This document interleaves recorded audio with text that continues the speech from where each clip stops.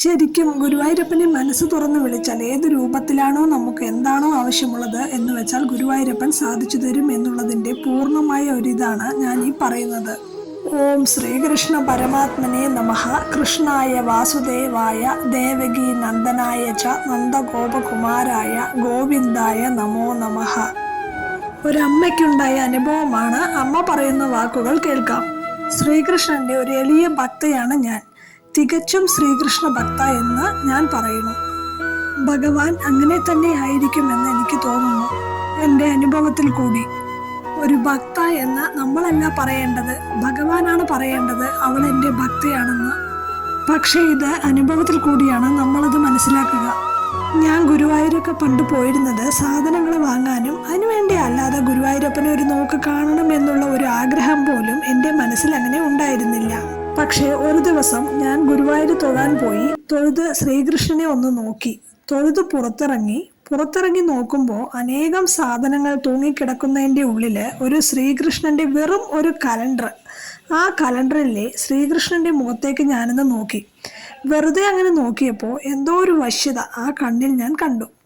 നമ്മൾ പറയാറുണ്ട്, ശ്രീകൃഷ്ണന്റെ കണ്ണുകളാണ് എല്ലാവരെയും ആകർഷിക്കുന്നത്. ഭഗവാന്റെ കണ്ണിലേക്ക് നോക്കിയാൽ പിന്നെ നമ്മൾക്ക് തിരിച്ചു പോരാൻ തോന്നില്ല എന്ന് പറയും. അതുപോലെയുള്ള ഒരു അനുഭവം എനിക്കുണ്ടായി. ആ കലണ്ടർ വാങ്ങിച്ച് വീട്ടിലേക്ക് വന്ന് അത് തൂക്കിയിട്ട ശേഷം എപ്പോഴും അത് നോക്കലായി. ഒരു ശിവഭക്തിയായ ഞാൻ തികച്ചും ഒരു ശ്രീകൃഷ്ണ ഭക്തിയായി തീർന്നു. പിന്നീടുള്ള എൻ്റെ ഓരോ അനുഭവവും കുറെ വിവരിക്കാനുണ്ടെങ്കിലും സമയം അനുവദിക്കാത്തത് കൊണ്ട് ചില അനുഭവങ്ങൾ മാത്രം പറയാം. പിന്നീടുള്ള എൻ്റെ ഓരോ അനുഭവങ്ങളും ഭാഗവതം കണ്ടിട്ട് പോലുമില്ലാത്ത എനിക്ക് ഭാഗവതം കിട്ടുകയും ആ ഭാഗവതത്തിൽ ഇപ്പോൾ അനേകം പ്രഭാഷണങ്ങൾ നടത്തുകയും അതുപോലെ തന്നെ സപ്താഹങ്ങൾ വായനയും എല്ലാം കൊണ്ട് എൻ്റെ ജീവിതം ഞാൻ മുന്നോട്ട് കൊണ്ടുപോവുകയാണ്. എൻ്റെ ശരിക്കുള്ള ഒരു അനുഭവം ഞാൻ പറയാം. എനിക്ക് കാശിക്ക് പോകണമെന്ന് ഏറ്റവും വലിയ ആഗ്രഹമായിരുന്നു. അപ്പോഴാണ് അവിടെ ഉരുൾപൊട്ടലെല്ലാം ഉണ്ടായി, മലയെല്ലാം ഇടിഞ്ഞു വീണ്. ആ സമയത്ത് എനിക്ക് പോവാൻ പറ്റിയില്ല. വളരെ വിഷമമായിരുന്നു അന്നേരം. പിന്നെ ഒരു ദിവസം എനിക്ക് പോവാനുള്ള അവസരം കിട്ടിയപ്പോൾ കാശിയിൽ പോയി. ഞാനും എൻ്റെ ഹസ്ബൻഡും കുറച്ചു പേരും കൂടിയാണ് പോയത്. കാശിയിൽ പോയി എല്ലാം തൊഴുത് പ്രയാഗയിൽ പോയി കർമ്മങ്ങളെല്ലാം ചെയ്ത് അങ്ങനെ തിരിച്ചു വരുന്ന വഴി എൻ്റെ ഹസ്ബൻഡിന് ഭയങ്കരമായ പനി. സ്റ്റേഷനിലെത്തിയപ്പോഴേക്കും തീരെ വയ്യാതെയായി. പനി എന്ന് പറഞ്ഞാൽ എനിക്ക് ഇപ്പോൾ കിടക്കണമെന്നൊക്കെ പറഞ്ഞ് ഞങ്ങൾ ട്രെയിനിൽ കയറി. ആ സമയത്ത് ഞങ്ങൾ 4 സ്ത്രീകളും ഭർത്താവും മാത്രമേയുള്ളൂ ആ കമ്പാർട്ട്മെന്റിൽ. കുറെ എത്തിയപ്പോഴേക്കും ഭർത്താവിന് തീരെ അനക്കമില്ല. ആദ്യം ചെറിയ പനിയിൽ തുടങ്ങിയത് പിന്നെ വെള്ളം കൊടുത്തിട്ട് കുടിക്കണില്ല. വായിൽ വെള്ളം ഒഴിച്ചു കൊടുത്തിട്ട് 2 സൈഡിൽ കൂടെയും പോകുന്നു. അങ്ങനെ ഒരു തരത്തിലും പറ്റുന്നില്ല എന്ന് കണ്ടതും ഞങ്ങൾ അവിടെ കിടന്ന് ട്രെയിനിനകത്ത് കിടന്ന് കരഞ്ഞു. ആ സമയത്ത് എൻ്റെ മനോവിഷമം പറഞ്ഞറിയിക്കാൻ പറ്റില്ല.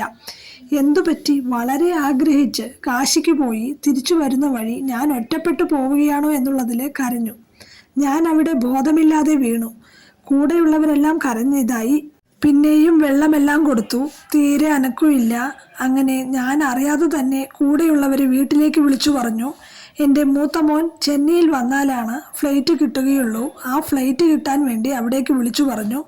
കൂടെയുള്ളവരോട് അമ്മയെ സൂക്ഷിച്ചോളാൻ പറഞ്ഞു. എൻ്റെ ചേട്ടൻ പോയ ഒരു അവസ്ഥയായി ആ ട്രെയിനിൽ വെച്ച്.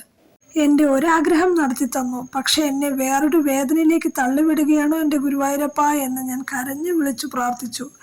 ഇതിൽ നിന്ന് എനിക്ക് മനസ്സിലായി, മനസ്സ് തുറന്നു വിളിച്ചാൽ ഏത് രൂപത്തിലാണോ നമുക്ക് എന്താണോ ആവശ്യം അത് ഗുരുവായൂരപ്പൻ സാധിച്ചു തരും. ആ ട്രെയിനിൽ വെച്ച് ഞാൻ പറഞ്ഞു, ഗുരുവായൂരപ്പ, ഞാനിനി വീട്ടിലേക്കില്ല. ഞാൻ വളരെ നിർബന്ധിച്ചു ചേട്ടനെ വിളിച്ചു കൊണ്ടുവന്നതാണ്. ഞാനിനി ഒറ്റയ്ക്ക് വീട്ടിലേക്ക് പോവില്ല.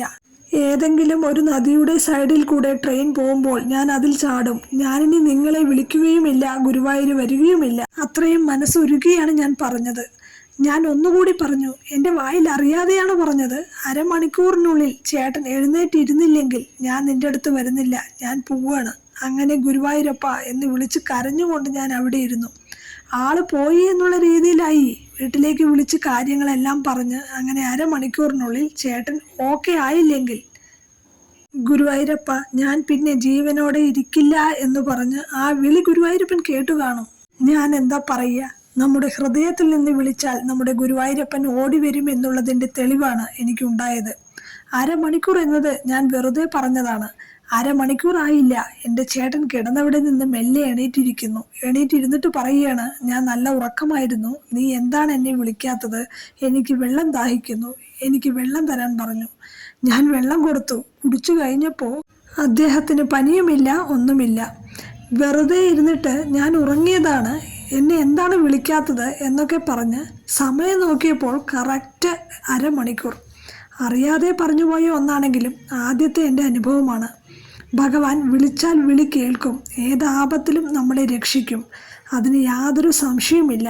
മനസ്സിൻ്റെ ഭക്തിയുടെ ദൃഢത വരുത്താൻ വേണ്ടിയായിരിക്കാം ഭഗവാൻ ഈ ലീല കാണിച്ചത് എന്ന് എനിക്ക് തോന്നുന്നു. ഇതാണ് ഗുരുവായൂരപ്പൻ ആ ചേച്ചിയുടെ ജീവിതത്തിൽ കാണിച്ച അത്ഭുതം. ഇത് കേട്ടപ്പോൾ നിങ്ങൾക്ക് എന്ത് തോന്നി? നിങ്ങളുടെ അഭിപ്രായം താഴെ കമൻറ്റിലൂടെ അറിയിക്കണേ. ഗുരുവായൂരപ്പൻ്റെ അനുഗ്രഹം എല്ലാവർക്കും ഉണ്ടാവട്ടെ എന്ന് ആത്മാർത്ഥമായി പ്രാർത്ഥിക്കുന്നു. നന്ദി, നമസ്കാരം.